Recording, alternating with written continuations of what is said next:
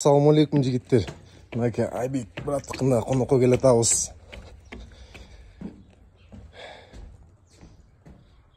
Фон зашкаливает дегенде.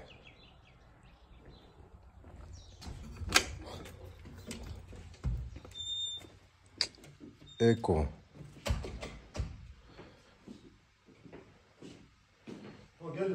Ассаламу алейкум. Кандай брат?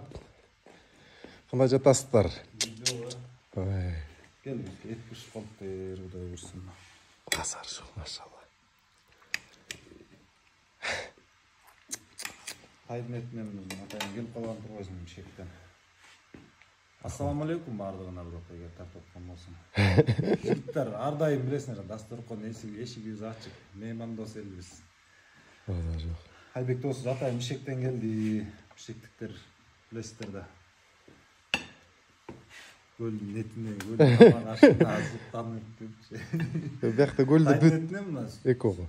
Сүрет өзүнүн чарбабызда өндүрүлгөн тайдын этинен салып атайын мейман кылып атабыз. Лично мага ей. Алла разы болсун брат. Ошол келгиле.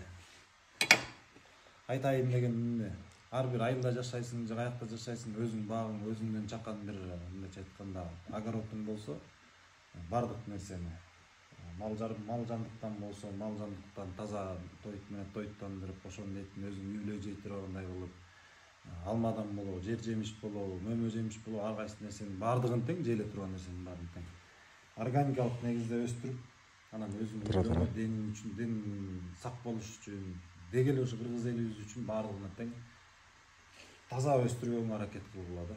Биз ошондой нерсени мындай тажрыйбабызда көрүп, ушугунда нанды дагы, варенье, бардык нерсени картошка, алма. Бүт бара бияктан чыгат жигиттер. Бүгүн алмадан башка болбосо өзүдө алма. Алма жигиттер, алма биякта. Биякта алманы да көргөзбөйчү. Ол жии, алма. Чыксаң эле го, чыксаң эле. Тамак даамдуу болсун. Рахмат.